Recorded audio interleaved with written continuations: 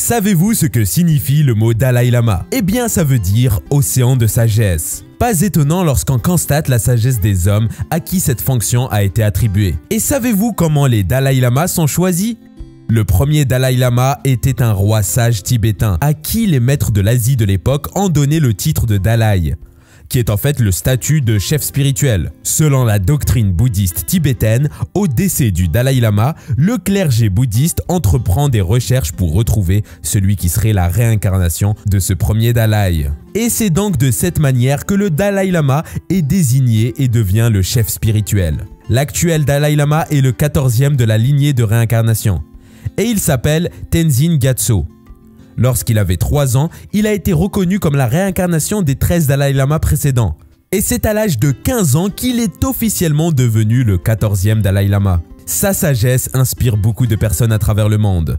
Et il a d'ailleurs été classé par le Time Magazine comme l'une des 10 personnalités les plus influentes au monde. Il a aussi obtenu le prix Nobel de la paix en 1989 pour sa propagation de la non-violence et la paix à travers le monde. Il fait d'ailleurs encore aujourd'hui beaucoup de voyages durant lesquels il donne des cours de bouddhisme et des conférences sur la paix. Et découvrant maintenant ses magnifiques paroles sur le bonheur, la vie et la compassion. Une fois par an, allez quelque part où vous n'êtes jamais allé auparavant.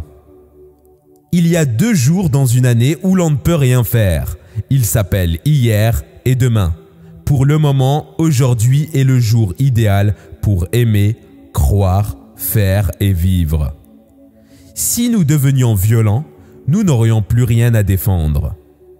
Ce n'est qu'en trouvant la paix en soi que l'on peut vivre en paix avec les autres.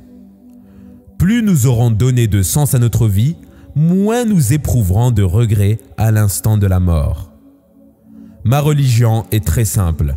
Ma religion est la bonté.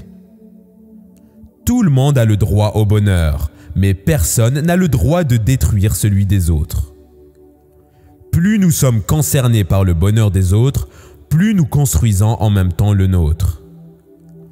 Le feu de la haine ne s'éteint que par l'amour, et si le feu de la haine ne s'éteint pas, c'est que l'amour n'est pas encore assez fort. Le vrai bonheur ne dépend d'aucun être, d'aucun objet extérieur. Il dépend que de nous. Ouvrez les bras au changement, mais ne laissez pas s'envoler vos valeurs. Mettez-vous toujours à la place de l'autre.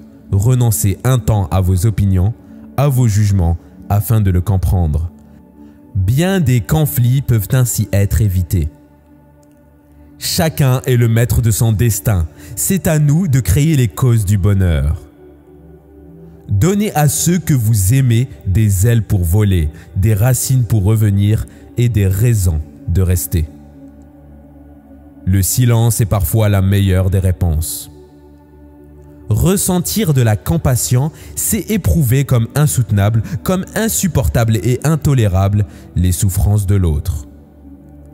Accepter, ce n'est pas se résigner, mais rien ne vous fera perdre plus d'énergie que de résister face à une situation que vous ne pouvez pas changer.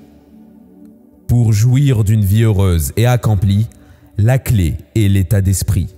C'est là l'essentiel. Vous êtes maître de votre vie et qu'importe votre prison, vous en avez les clés. Je crois que le but de la vie est d'être heureux. Jugez vos succès d'après ce que vous avez dû sacrifier pour les obtenir.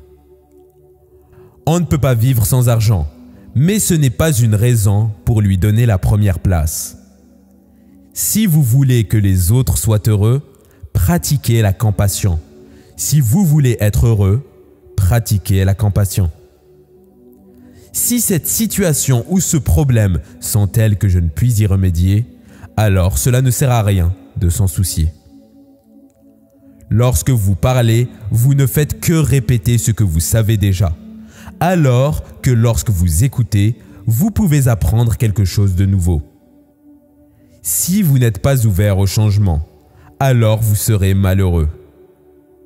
Toutes les religions ont leur propre beauté et nous devons nous montrer respectueux avec elles. Sème un acte, tu récolteras une habitude. Sème une habitude, tu récolteras un caractère.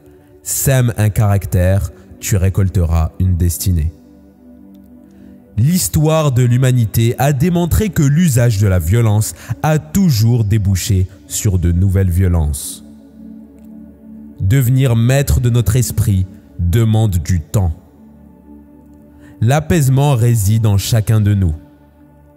La sensation d'être heureux ou malheureux dépend rarement de notre état dans l'absolu, mais de notre perception de la situation, de notre capacité à nous satisfaire de ce que nous avons. Les seules vraies erreurs sont celles que nous commettons à répétition. Les autres sont des occasions d'apprentissage. Ce qui me surprend le plus chez l'homme occidental, c'est qu'il perd la santé pour gagner de l'argent. Et il perd ensuite son argent pour récupérer la santé. Le malheur s'empare de chacun de nous parce que nous nous prenons pour le centre du monde, car nous avons la misérable conviction d'être seuls à souffrir l'insoutenable. Le bonheur n'est pas une chose toute faite, il découle de tes propres actions. Si vous avez l'impression d'être trop petit pour pouvoir changer quelque chose, essayez donc de dormir avec un moustique et vous verrez lequel des deux empêche l'autre de dormir. Nous ne pouvons pas surmonter la colère et la haine simplement en les supprimant. Nous avons besoin d'en cultiver activement les antidotes, la patience et la tolérance. Avec la résiliation de son potentiel et la confiance en ses capacités, on peut bâtir un monde meilleur. On peut conquérir des milliers d'hommes dans une bataille, mais celui qui se conquiert lui-même, lui seul est le plus noble des conquérants. Tout le monde parle de la paix, mais on ne peut réaliser la paix à l'extérieur s'il en héberge en soi la colère ou la haine. Notre principale raison de vivre est d'aider les autres, et si nous ne pouvons les aider, au moins ne les blessons pas. J'espère que ces mots vous ont plu. Si c'est le cas, abonnez-vous à ma chaîne pour ne pas rater ma prochaine vidéo avec les citations de Mark Twain.